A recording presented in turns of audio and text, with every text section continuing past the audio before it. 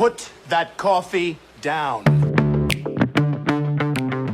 I'm not here to waste your time, okay? I certainly hope you're not here to waste mine.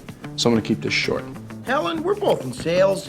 Let me tell you why I suck as a salesman. Most valuable commodity I know of is information. Wouldn't you agree? Coffee's for closers only. Well, hello there, friend. Welcome back to the Behind Your Back podcast with me, Bradley Hartman. This podcast, we talk about leadership, personal productivity, time management, and the craft of selling in the construction industry.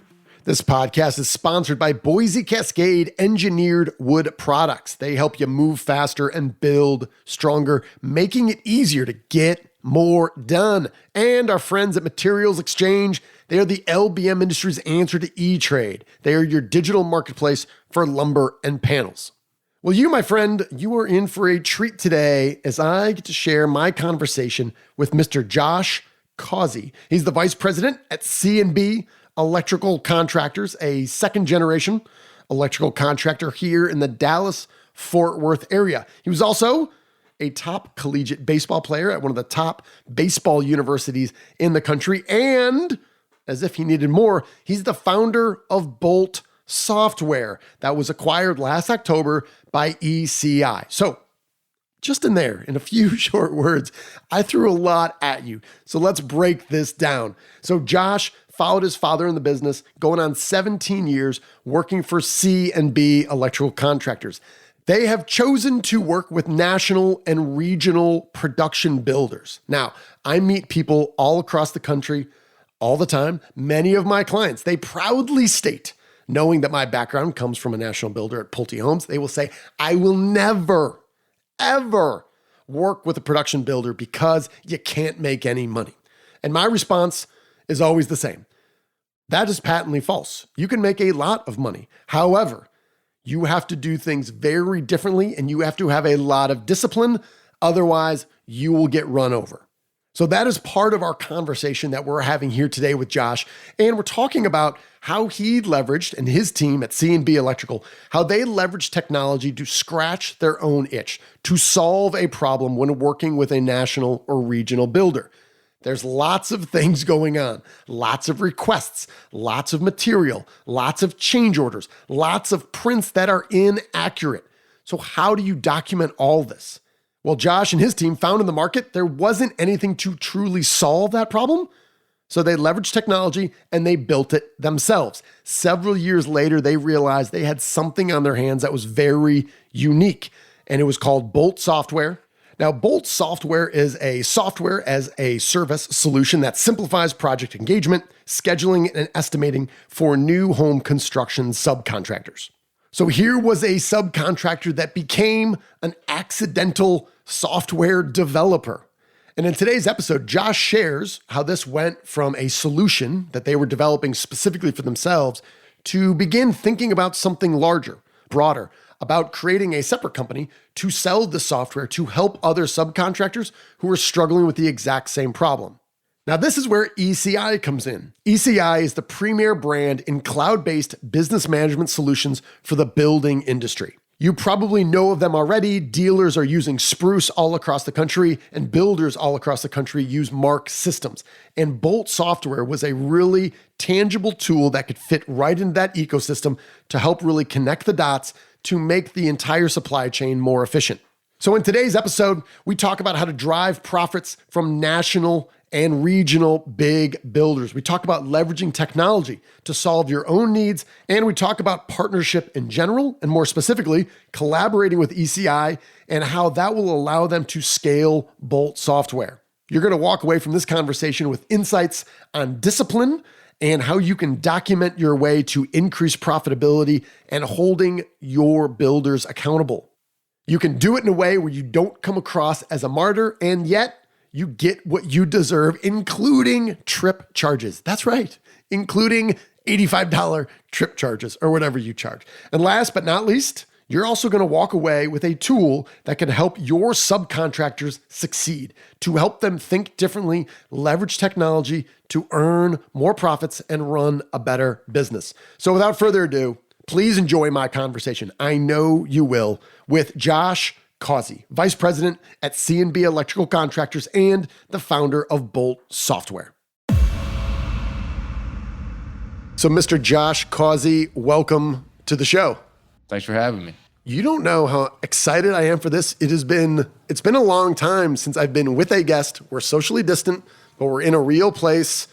We're having a beer. We're talking shop. It's been a long time since I've been able to do this. So I'm thrilled you're here. Man, it is real nice to be out and actually just see people's smiles and right? Just get to see people in person. Just to remove the laptop screen and not be on Zoom for just a minute, which, by the way, we've already logged probably an hour and a half on Zoom together. But right. And I already noted that you were considerably taller in person than you appeared in Zoom. So taller than I appear in Zoom. Who would have thought? There you go. Well, cool, man. We're going to start off like we always do with our first four. Josh, do you remember the first album you either purchased or received? Okay. First album I remember thoroughly was Bone Thugs and Harmony. Oh. Turned 16. It was my first CD I purchased for my vehicle. So, man, that was memorable. Well, Bone Thugs, now, you can let me know if I'm talking down to them. I do believe they qualify as a one-hit wonder. So, like, that immediately puts it as a place and time. They had another album that was in there. I don't know. Yeah? Yeah, I at least liked it a lot in high school. How about that? So. Got it. Well, this also dates you a little bit in a good way. The fact that you said your first album was actually a CD, because I'm going back to the cassette. Well, I had some tapes, but I just think that I just marked my life when I got my own car. That's when it started counting. All right, let's stay right there. That's question 4, but we're going to let you guide this conversation. Your first vehicle, what was it? Chevrolet Cavalier. Nice. Yeah, I was going to get a hand-me-down from my stepmom at the time. Anyways, got surprised with a Chevy Cavalier, which was great. I was pumped up. Was it white? What was it? It was not. It's black Chevy Cavalier. Black, all right. Yeah. So I thought about putting some flames on it, try to dress it up something, but it is what it is. But I think, like all first cars, you wreck them. And I think by my senior year, I got rear-ended by somebody, and it got totaled and ended up with a... It's the natural life cycle of a first vehicle. It is. That's its purpose. It is. Yeah. All right. So we jumped from 1 to 4. Tell you what, dude, we're going to mix it up a little bit. We're going to have a little fun here. We're doing it live. We're going to go with question number 3. What was the first, well, this might be anticlimactic. What was the first job? Was it working at C&B? Was that your first W-2 job? That was my first job. Right. I went through college, was going to play professional baseball. That was my dream, lifelong dream. Played at Dallas Baptist. That's big time. Had an opportunity to continue playing, but at the time, had an opportunity to start at that time the low voltage part of our business, which is C&B security. Okay. We do like audio, video, and low voltage. And so had an opportunity to not spend a lot of time maybe working up through the field on the electrical side. And so it was like, hey, come in, start this. And so that played into my decision at the time. So I went right into the family business.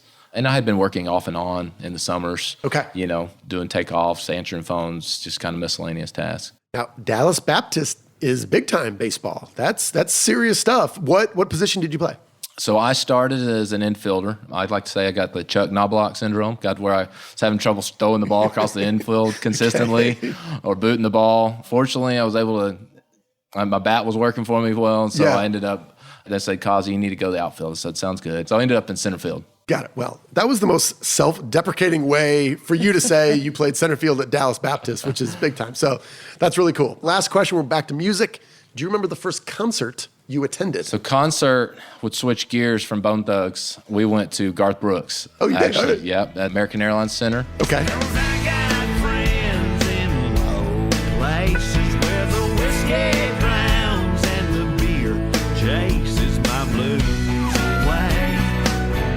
I mean, who doesn't like some Garth Brooks and Friends in Low Places? It's all American right there, man. Do you remember the tour? I do remember the tour, the one that went to Texas Stadium. Is that what you're talking about? No, like normally he was promoting like a new album. And not at all. No? Okay. Not at all. I remember probably my date, but that was at the time, but that was about it. That may or may not be productive for you to do if you're going to share with friends and family. No, I found with Garth Brooks is he did a lot of color blocking. So people will remember with Garth, like the album he was promoting, he was wearing the big black and white checkered shirt, or is the blue and black? I think that's when Garth started going downhill. I did not like the black and red checkered album. You remember what I'm talking about? I do. Yes. I do. Yeah, you did. All right, here we go. So we're going to jump in. You working for the family business, I think, is fascinating. A conversation that I've been having more and more recently with our dealer clients, and to a lesser degree, our distributors is they are themselves multi-generational family businesses. And we will often be talking about an existing customer or an existing prospect that we want to strategize a little bit about. And we might say, okay, so we got Josh. Josh is about this age. He's coming in. His dad has got to be, mid to late 60s maybe. How do we think about this? But we often find that the insights that they have about their own business, what it's like being in a multi-generational dealer distributor, they find it hard to translate what it might be like for the decision-making process, for authority and power, like how that might change for you. So long-winded wind up here, which is kind of my specialty, Josh. Question for you is, can you give us a little context over the years? Because you're going on what, 17, 18 years working with your... Yeah, okay. about 17. Okay. What have you learned or what has changed within the decision-making process within C&B with you and your father, and how has that changed over time? I would say my dad's probably always given me a lot of go run with it. And Okay. he probably watches, checks the bank accounts at the end of the month and kind of seeing what we're spending and managing the finance part of it. And so, but it was always take care of the customer. And so I think naturally I just always kind of dug in. I was fortunate. So when I came into the business, I was forming a new division of our company. So I started That was the low C&B voltage? Security. That was Okay. a low voltage. So, Yeah. but I was kind of mimicking some of the electrical scheduling processes, Got it. but also learning a trade. Things were similar, but different. We kind of followed suit. So a lot of it, I was able to kind of lean on some of the good practices that had kind of been put in place and what was going on, and just implement them in the low voltage side of our business. And so I had the fortunate piece of that was he didn't know a lot about the security side. Yeah. He understood the builder world, Right. and what had to happen to make money and that side. But it's like on the low voltage side, what are you doing? Okay, well, the security, we're just going to jump in. We're going to get monitoring contracts. Sky's the limit, right? Well, it's a cutthroat industry. You learn fast that, hey, you got to compete for those contracts and really Right. go after it. But also, too, our customers wanted audio, video. They wanted a full service low voltage company to be able to, like, hey, we'll hand you the home. You come wire it, Right. and in and out. And so we immediately started doing other services like low voltage, audio, video, surround sound, different things like that. And so the business kind of evolved when I say low voltage, so it started out as security, Yeah. and turned into just be a full service So audio, video company. So you probably benefited of having a little bit of a lack of clarity about what the business is, and they're kind of like, hey, you just kind of run with it. It can be your baby. So did that speed the process for you of just being able to make decisions in general, or was that still kind of siloed just into the AV business? You know what? I think it probably helped me. It sped the process up. I mean, Okay. kind of on the job training. Yeah. Trial and error, probably made some missteps for sure. But I would say through that, I think it's allowed me to fail. Yeah. In that. And fortunately, we're in a place where I think could fail in a small magnitude, whether it's good or bad decisions. But I think through the years, I think I earned respect. As that company grew, and also too, I learned more about the electrical business. I was able to speak into some of the things that I was seeing there, Yeah. ways we could improve the business. And probably one of the big transitions for me was trying to track materials better. Yeah. And we had this scheduling system at the time, was Access SQL system. Okay. I was like, hey, I could see how it needed to work, and it was like we just were not managing material, like the extras material going Right. out. And so I say to really do that, and you want everything tracked, or you want everything. So just created a process within our old system that they had to create a material variance. That's what we call it at the time, just to create and get it out the door. But it allowed it to be tracked, and we could pull some additional reports on what was going out the door, and it just put a stop point for somebody to say, "Hey, why are you asking for this?" And Right. it's amazing what that little question prevents going out. And so I think it's little things like that I just started naturally engaging. I probably had the freedom to, because I was willing to go tell my dad. Sometimes, like, somebody in the office would tell me something was wrong, and I was like, "Well, that doesn't make sense. Why are you doing that?" "Well, Larry, he said, and this is the way we just do it." And I'm like, "Well, did you tell him?" "Well, no." I was like, "Well, go tell him." Yeah. He wouldn't want it done that way.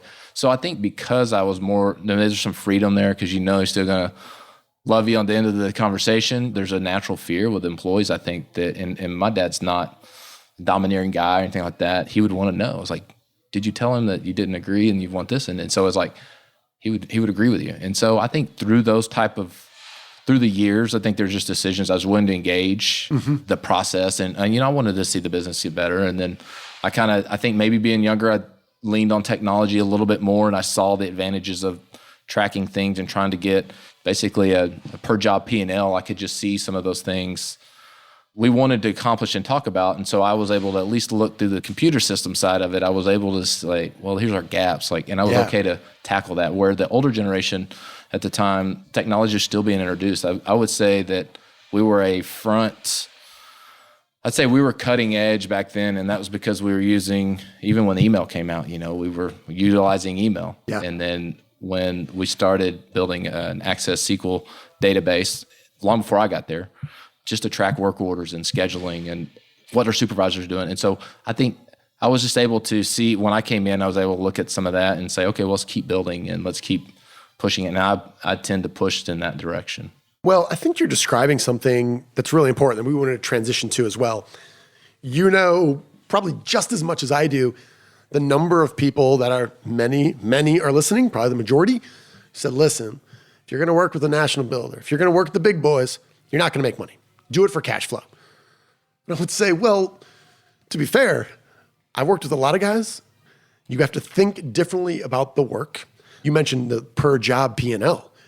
Because if you fall into the trap of saying, oh man, even at this rate, just look at all the money, we have to be delivering something to the bottom line. I got news for you. That's not true, right? And you really have to be detailed. And I think the first chapter of Behind Your Back that I wrote was be careful what you wish for. Why do you want to work with us, and are you prepared for that? But I think you're really digging into something about leveraging technology to know where materials are going. Why are we doing this extra? How are we getting paid for it? Who's signing off on it? Because I wrote down customer focus. A lot of companies lost their shirt when the idea was, dude, it's Pulte. Just take care of them. Just get it done. We'll figure out the details later. Guess what? The details later was your lack of profitability for 70% of the jobs that you were doing. So if you can, let me phrase this question this way. What have you learned, or what advice might you have for folks that are listening that are saying, you know what? We have a relationship. We've kind of shied away from working with the bigger builders, whether they're national or regional, because we're afraid of this. And right now, there's enough other business. We can kind of choose that. You guys have specifically chosen to work with the big boys. What are some of the first principles that you say, no, if you're going to do that, you got to make sure you do this, this, and this? What comes to mind? Most importantly, I think, is when you're setting up how you bid the job and you spec the job, you got to know your cost, right? And what does this job cost me to do? And then whenever you're pulling that job, when it comes up on schedule, you're reflecting back to that bid, that estimate. So this is what we're paid to do. This is what we're going to go do. And then the other side of that, the big part of that is there's so much, our world's built on options, extras, change orders, and managing that well. It's a lot of little invoices. In big scheme of things, you have the base house, but there's a good portion of the job that's, we have one builder, I bet you almost 50% or more of their job is paid in options, extras, and stuff. And so, well, that's where you can make a lot more of your profitability. So that's where, again, you got to manage it. Yeah, you have to get in the door. You get in the door with aggressive, just competitive bidding, and then, but being able to manage those options and change orders effectively, being able to making sure they're all invoiced and making sure they're all collected. And those are the things. It sounds really simple, but when you're taking care of, my house is sheetrocking tomorrow, I have a closing. Right. It can overwhelm you. You're just putting out fires, and you forget about the billing, the collecting, and if you don't have your budgets in the first place, it's running at such a fast pace, it can overwhelm you. You look at the end of the month, you're like, what? How can that be right? Yeah, how can that be So what have you learned about approaching builders in a way where you're not nagging, you're not annoying, you're not being a martyr, you are asking for what you deserve? Because a lot of times we'll look and be like, hey, at the end of the month, we average X number of $1,000 that, quite frankly, this big builder in the area should owe us. But quite frankly, the last thing we want to do is annoy them. I don't want to come across like I'm nagging them. It's fine. We just write it off. And I was like, ask for what you want and ask for what you deserve. But I think there's this natural inclination like, hey, they're our biggest customer and they're really important to our future. I'm not sure how I do that. How do you approach that in a way that is, well, obviously successful? So information's power. Yeah. And one of the things that we've always done, even before we really started implementing more technology, right? The job folder. Everybody knows what a job folder is. Everything hits that job folder. You're tracking it. and you're referencing that base plan. You're referencing, hey, what'd they pay for this? Like, what was that base plan? What'd you get? Yeah. And documenting what's its spec'd, how it's bid. We all agreed on that, right? Mm-hmm. Here's some price. In theory, but yeah, right. In theory. And then when those red lines come over, you go pick up the red line, that thing looks like it's been bled all over. You have to go ask for that money. It's like, hey, that's not on our plans. Mm-hmm. And so you get that money collected. Well, then something gets missed, changed, whatever. Yeah. A lot of money can be spent there. But it's a simple question. Whenever you can say, hey, here's the plans, here's the specs, here's the bid. It takes somebody policing that and making sure that they're looking at the extra service tickets coming in, mm-hmm. reviewing those and kind of making sure, hey, man, we need a PO for this. Yep. In asking for a PO, it's amazing sometimes how volatile that conversation can get, especially over email.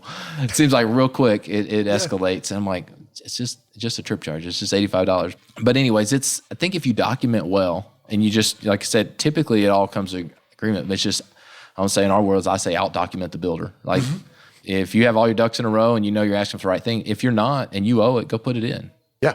And so I think you build that trust with the builder that hopefully you're asking. Sometimes you're going to ask for something you shouldn't, but it's no different than them asking for you to come out and do it for free. Right. Well, I think what you're just describing is, number one, this is the right way to do business, right? In our personal lives, we would never be like, you know what? Can you just come over here and mow my lawn and I just won't pay you?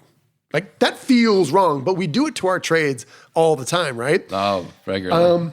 You mentioned a trip charge, $85.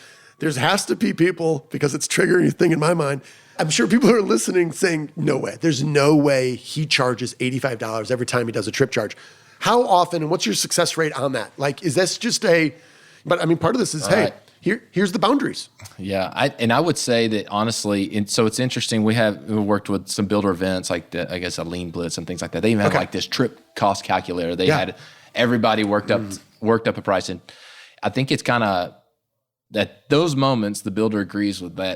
I get it. You know, that costs you. I don't think we could run around and picking up $85 POs all the time. No. But the biggest thing of what a purchase order, forget the amount. Yeah. Stops is that it provides hey, this is additional trip. Mm-hmm. Now I can choose to give it away or not, or the builder can choose to pay it or not, but it at least it allows the conversation of saying, hey, if you want me to make that extra trip, it costs something. Now it mitigates my cost. I just don't think that's where we're going to cut our teeth on there. No, you're not. But it does prevent sometimes it's like, you know what, I can wait on that. Yeah. And so we've tried to put some things in place where at least it provides a conversation. Well, if you want that special trip, if you didn't do your job and get everything ready for us the first time, we should be paid to come back. Sure. Why wouldn't right? But we're not perfect. So they throw it gets thrown right back in our face and says, hey, you know you're going to be back here. You didn't do this. Okay, well, and so I think that's the give and take that you have to work with the builders. It's just a relationship, and each builder's different. Yeah. And depends on which supervisor they have for us. And so, but it is important. I think that it just provides that conversation of saying, hey, we agree that this is extra. Now let's take a quick break to hear from one of our sponsors. You want a supplier that works for you, delivering convenience on your terms, not theirs. Boise Cascade does that by being faster, stronger, and easier. Stronger is better. From the strength of their industry-leading Versalam to their uncompromising commitment to do the right thing, you can build your business on the strength of Boise Cascade. Boise Cascade also makes a tough job easier. More than just wood, their integrated system seamlessly connects software, service, and product, all backed by a no-hassle warranty that keeps your framers, not your lawyers, no, not the lawyers, on the job. So faster, stronger, easier. It's not just what Boise Cascade does, it's who they are.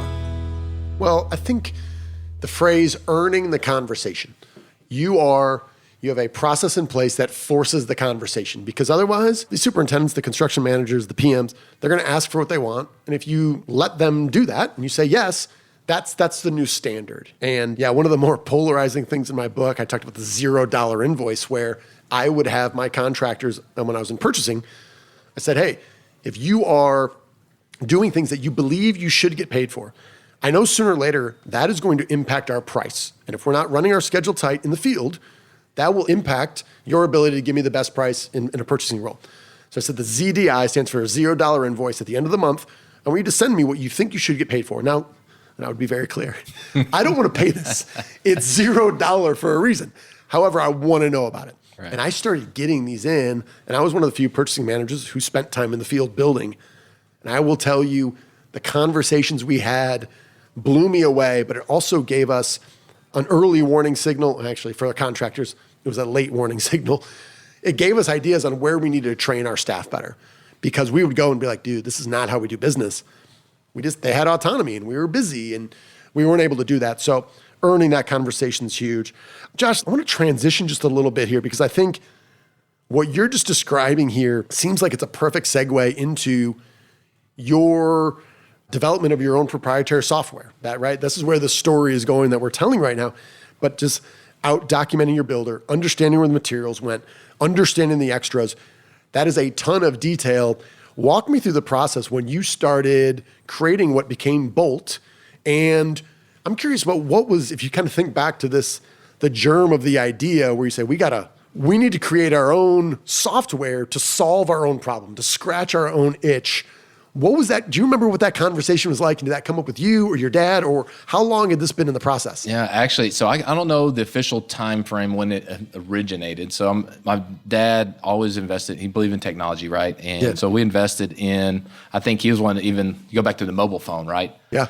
I can remember he had a mobile phone in his truck from, had the cord in it and everything. So he was always, the bag phone with the shoulder strap. Yes. So he always cared about technology, doing it better, communicating faster, doing things better. And so I think as computers and software develop more and more just within the business as a whole, it always went down that trail. And then there was a gentleman in our office that my dad is known for pretty much his whole life, works with us, and he was going to a college class at the time.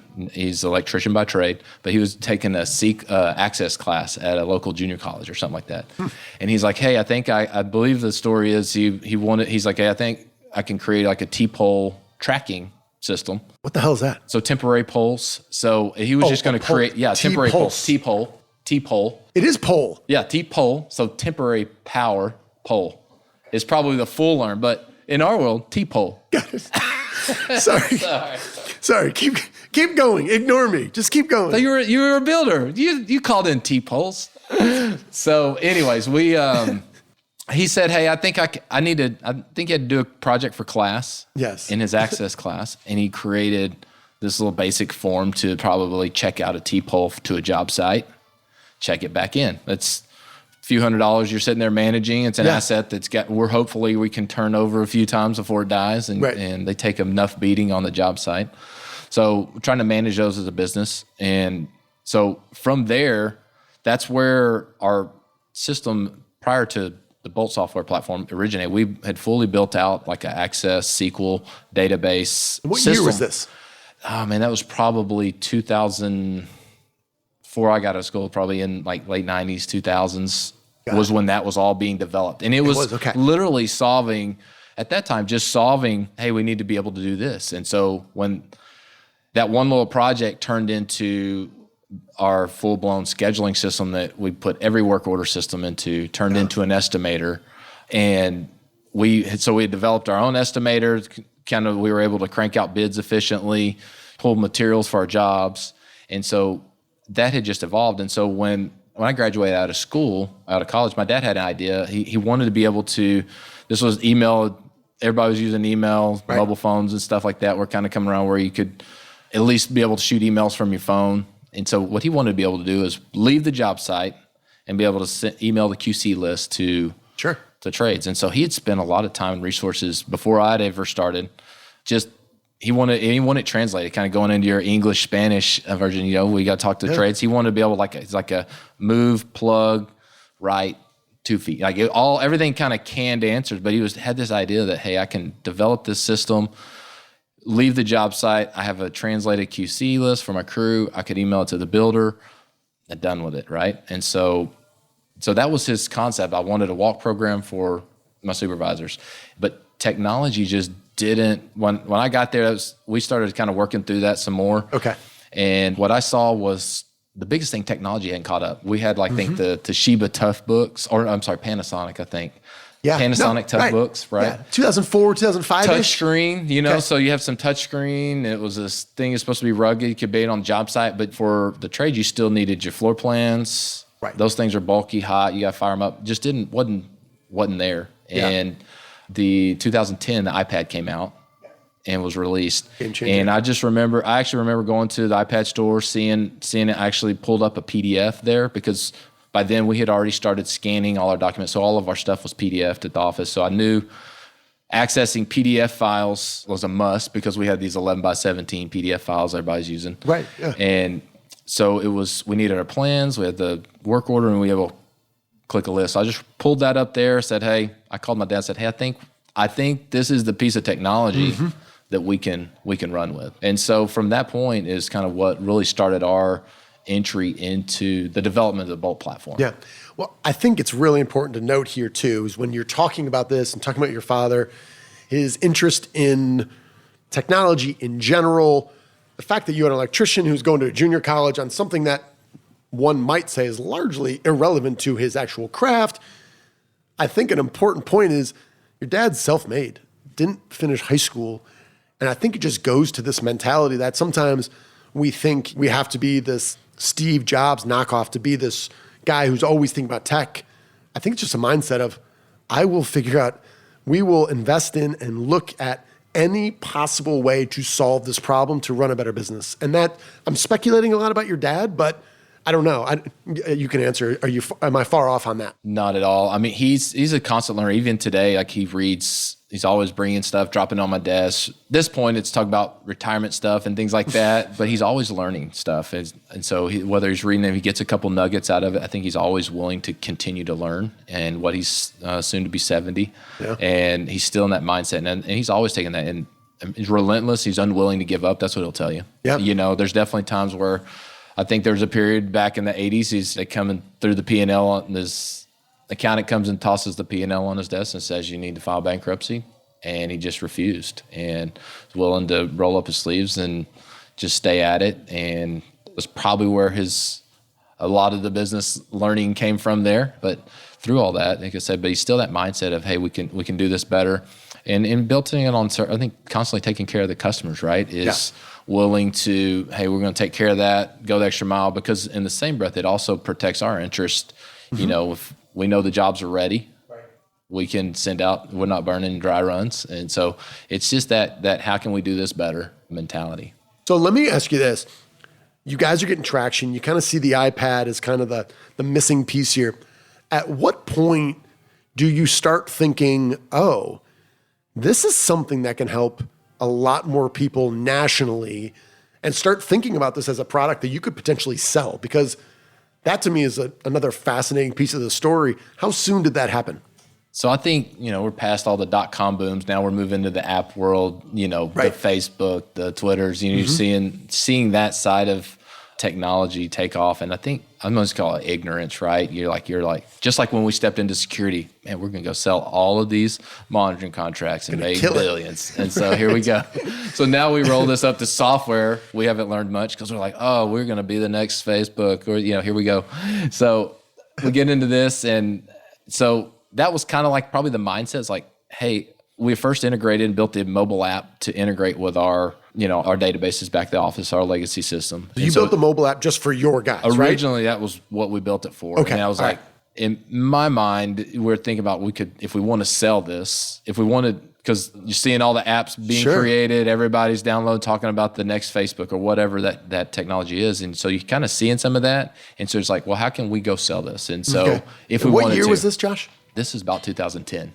So when iPad came out, 2010. Oh, so it's shortly thereafter. Yeah. You guys realize this piece of technology, the software, hardware, was kind of the missing link to help you guys blow it up. Hey, here's the app. This can impact how can we sell this? Well, the only way I can sell it to other people is to segment it from our legacy system.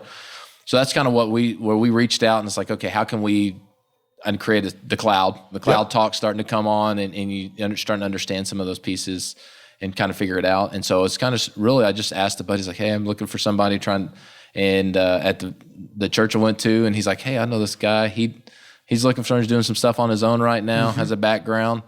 Started working with him, just literally some framework of what do we want the app to do. And we got handed off to another guy his background was quick office, mobile. So that was like your Microsoft Excel, Word that was on like your Blackberries and things like that. His background was with that company. He was like their chief engineer. Okay. And so we were real fortunate that he was here locally, here in Flower Mound. All the talents in Flower Mound. Flomo, baby. Flomo, there you go. So he connected us with Joel Schaefer, was his name. And man, we began to work with his business and Schaefer Systems. And man, really just started saying, hey, here's what we want to do.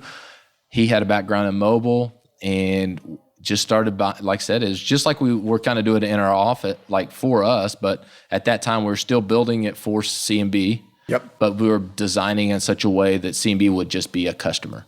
Okay. And so that by the time we started in like 2010, we rolled the Bolt platform out in 2012. Okay. Like what is the current Bolt platform. And that was right in the height of when the home market started taking back off. Mm-hmm. And we're all like working our tails off but the money hadn't got there yet. We're just like scrambling, labor's short, and everybody's getting busy. And so we just tapped the brakes and said, hey, we put C&B on it right in the middle of all that, which was probably not the best decision, but it was like, hey, trial by fire. But that's how we do it. We figured out real quick what we needed and got the product manageable for us. And we said, hey, let's focus on our business. The product works for what we need it to do. And so that's kind of where we were for the next few years. So how did you, prior to the collaboration with ECI, which we'll talk about, how did you split your time? Because you guys separate, it's a different LLC, S Corp, whatever it is. It's a different company, entirely different P&L. How did you split your time between the two? So I think early on it was because we're not out selling it. Yep. We're developing the product for our business. So ultimately I was still spending my time on my business at C&B. Got it. But there's definitely some seasons where was having to focus more on some product stuff and some things like, and not focusing the business. And I would say as ebb and flow, some weeks it would be heavier on the software piece and other weeks it was all C&B Electric. And so, but until we decided to actually take the company to market, and try to actually go sell the product, it still was focusing internally. So early on, it was just still, though, we're spending a lot of money, though. Building it out, even though it was for us, there was still a spend there that we were trying to build the product out. But even at that point, we weren't sure we were going to go take it to market. But what was that decision point where you're like, somewhere there's a go or no go, right? Interesting, right? So we had built an integration with another platform, and in the area, it's a lot of builders use this builder platform. They had a way to integrate. Because as subcontractors, you have to log into multiple portals. Oh, yeah. There's ITK. Every builder has their own portal. I think Pulte has one. Yeah. David Weekley has one. Mark Systems, ECI, they have their ITK product that you're logging into. So we're logging in all these different portals. And so we had built an integration with a portal, with a builder software. And so then in that, though, we designed it. And then our questions was like, we were trying to design it in a way that C&B wasn't going to be the only customer. So everything I built in the app, I tried to think, like, I need to design it in a way that I'm not going to be the only one using it. So I tried to make work orders not hard-coded. Like everything need to be flexible, something to rename it, make it my own. Right. And so that's the way we design the system. And so in that process, we tried to do the same thing. And in the integration process there, it was kind of like, hey, what are y'all doing? Y'all seem like y'all are doing something a little different than everybody else. Yeah. And some conversations went down the road there that some actually acquisition talks kind of arose out of those conversations. And we walked away from that deal. We didn't feel like it was the right at the time. I think it would have been it could have been a great fit, but timing wasn't right. And the deal wasn't right for us where we were. We weren't even selling the product. We just had a piece of technology, right? It's good feedback though from the market. When someone's like, hey, why don't we acquire this? And you're like, interesting. One of the harder decisions, it's like you want to say a Home Depot or Walmart, you're walking away from a Pulte, from a DR Horton. Like, why wouldn't we want to work with America's top builders? Why wouldn't we want to do something like that, right? And so for us, it was a big decision. And we said, well, no, that's not right for where we feel like we want to take it, and just felt like we were losing some control that we wanted to hold on to initially. And so we stepped out. We said no to that at the time. It was like, hey, love to revisit it, but Yeah. stepped out of that conversation and said, hey, you know what? Listen, we built this technology. We've spent this money to build it on its own platform. Yep. Either we're going to do it and go to market with it, or we're not. And so otherwise, I want to cut spending down. I'm going to shave it down. It's just going to be our product. Right. And we'll just make it awesome for us. And otherwise, I'm going to keep spending the extra dollar and make it functional for others. And so, Sure. and that's where I think sometimes the extra spend happened. It was always like, well, I could do this, the quick fix for us, right, or I can build it a little flexible. Yep. And so you spend a little more money.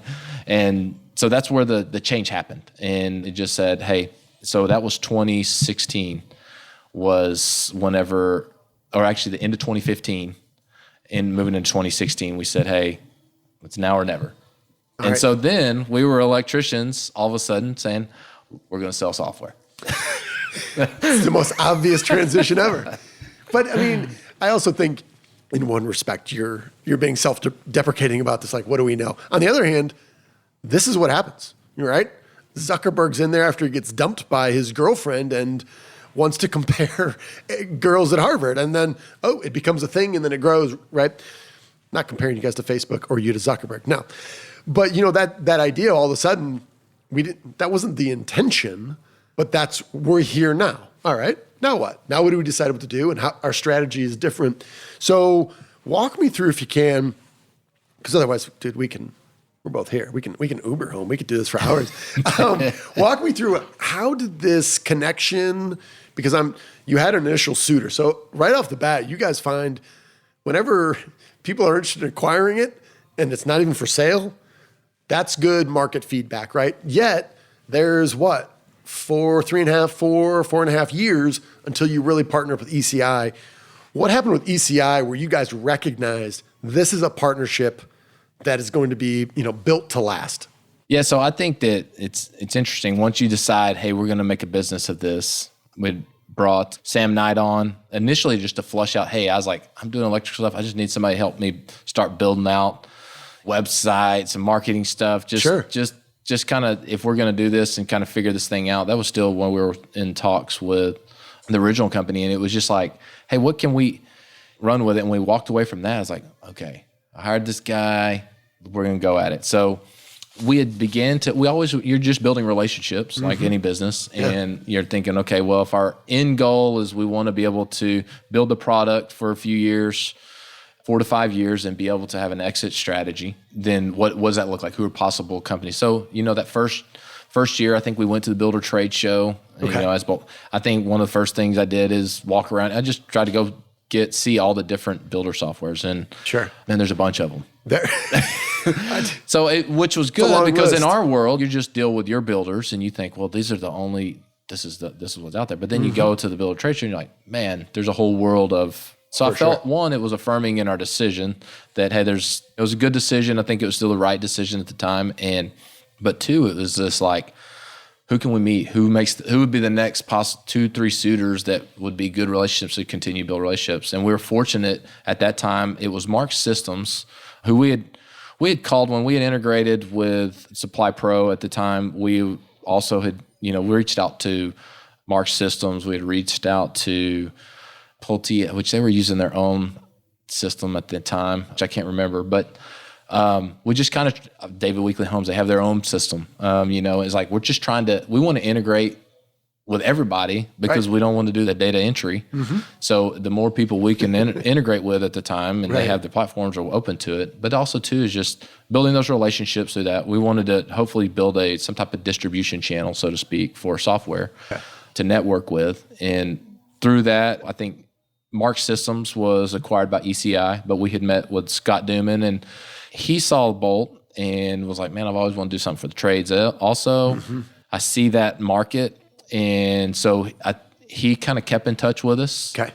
And nothing serious other than just I think the first time he met us was just like, man, you're going to sell 100 deals this year. We told him we were going to sell 100 deals this year. And he looked at us with like this, all right, we'll talk to you next year.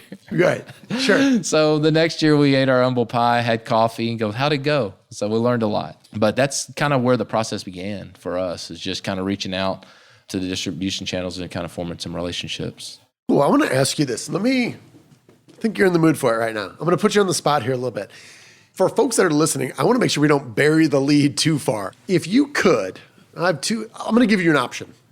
You get to pick. Okay. Okay. Fire away. I think your competitive spirit will rise above this. So you got one option. You got a 60-second timer. I got my phone here. You got the true, I hate the term elevator pitch.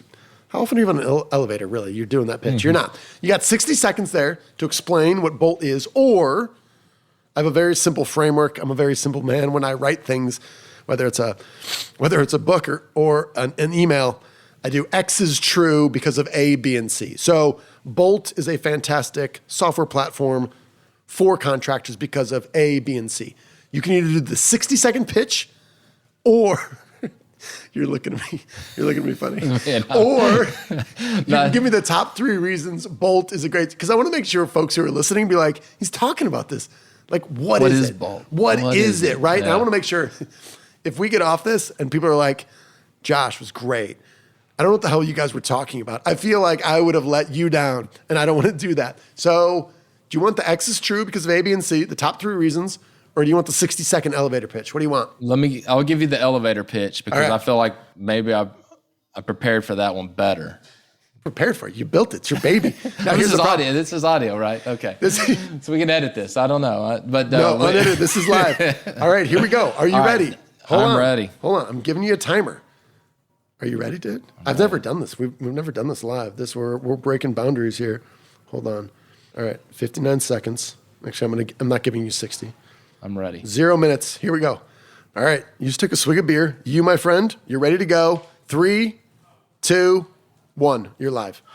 Bolt is a project management software built for the trades, by the trades. Okay. That do residential home construction. So we manage job documents, project management, estimating, scheduling is the core of what we do. Is we work for the trades that are doing production home building. So You're in a community, you have a set of plans you're going to do over and over again, and we help the trades manage their business better. Dude, with 20 seconds to spare, what else? Any other bells and whistles here? Man, estimating, it's a new module. Time estimating as well? Real-time reporting, obviously, with some insight reports, the fun dashboards that show you kind of how your business is doing. Yeah. Man, it's changing quickly. So I can go on and on, but that definitely would be my 60-second pitch. There it is. All right, right there. Stop. You heard the timer. All right, that's good. All right. That's awesome.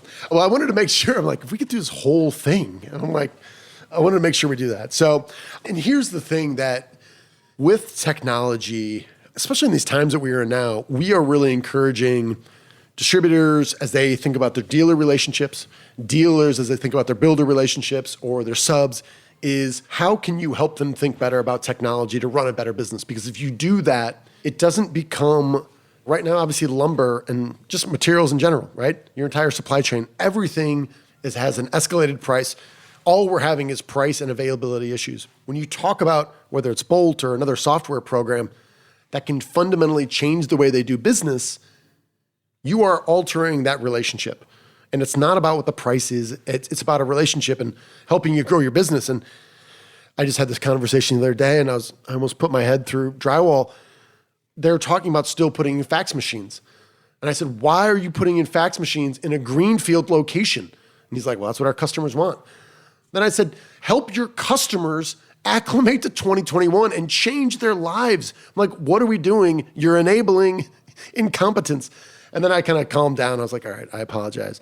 But I'm like, but seriously, don't. Why are we doing that? And then here we've got your story about scratching your own itch and all of a sudden developing software for the entire industry. I just think we need more people thinking like you.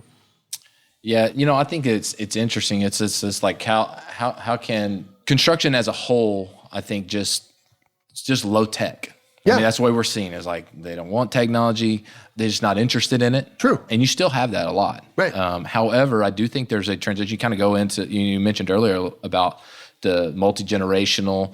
Some of the customers, probably most of the customers we talk to now it's the business that's successful home trade that's worked with these home builders.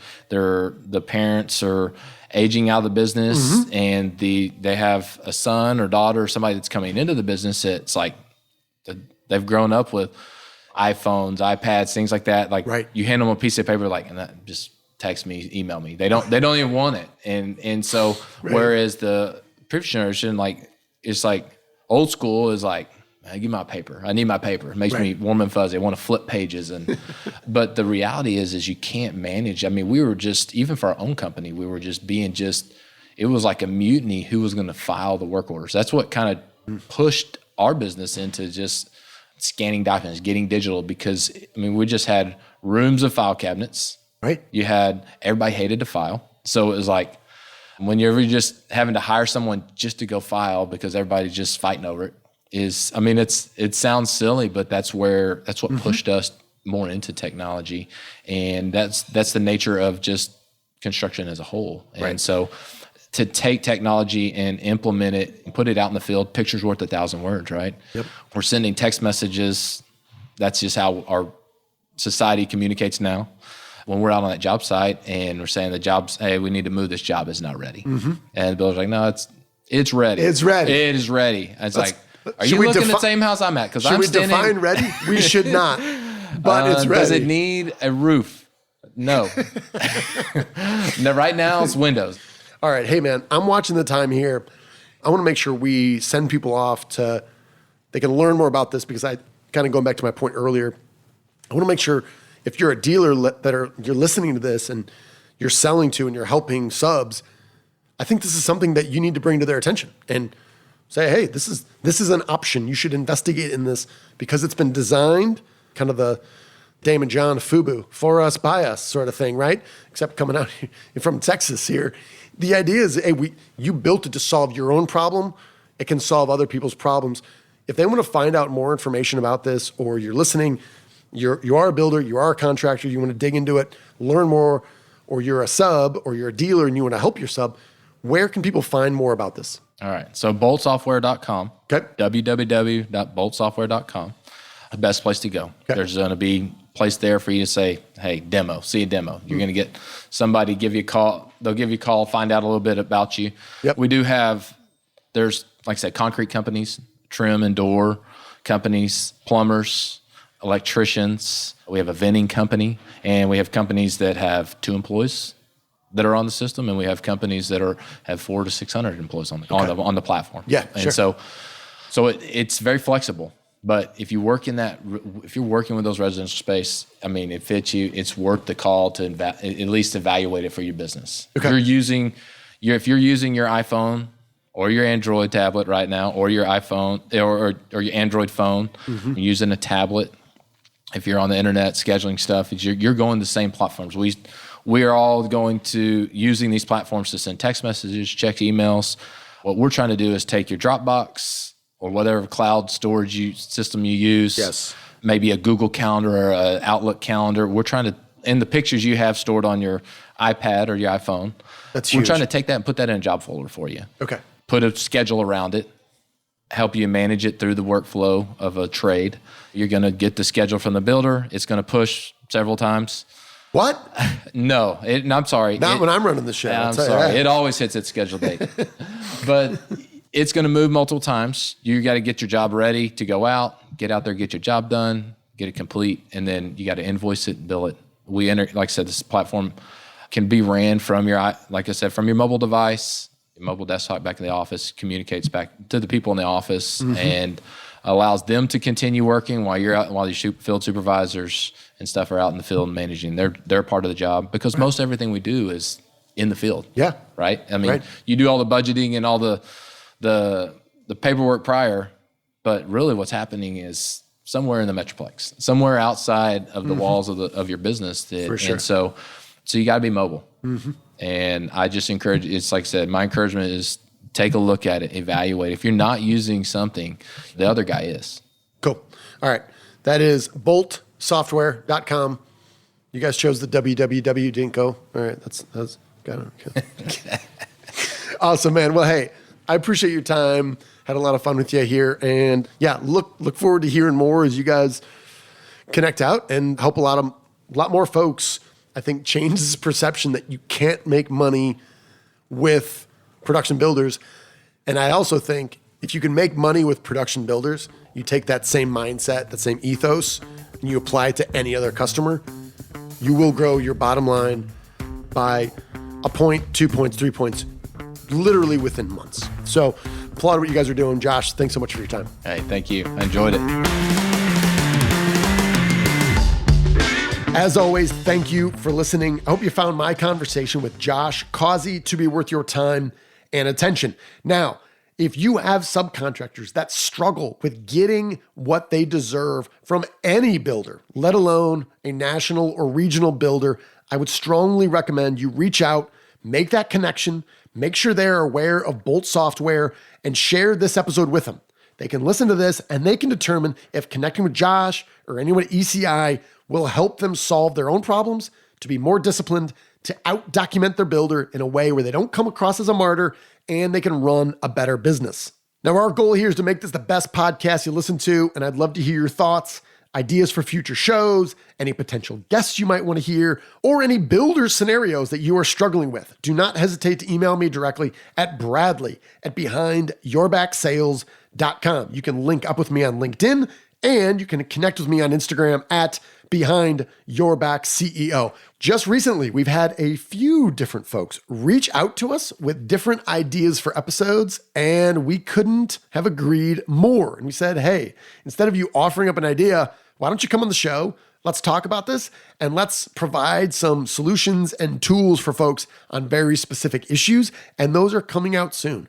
We're in the business of ideas. We want to share them. We want to think about them. And if you have them, hey, let's talk. Again, Bradley at BehindYourBackSales.com. So that's all we've got. Again, thank you to our sponsors, Boise Cascade. They help you move faster and build stronger. They are faster, stronger, and easier. It's not just what they do, it's who they are. And our friends at Materials Exchange. They are the LBM Industries answer to E-Trade. It is your digital marketplace for lumber and panels. That's all we got. We're going to close out like we always do. You, my friends, you are owed nothing. Deliver value first. Make it a great week.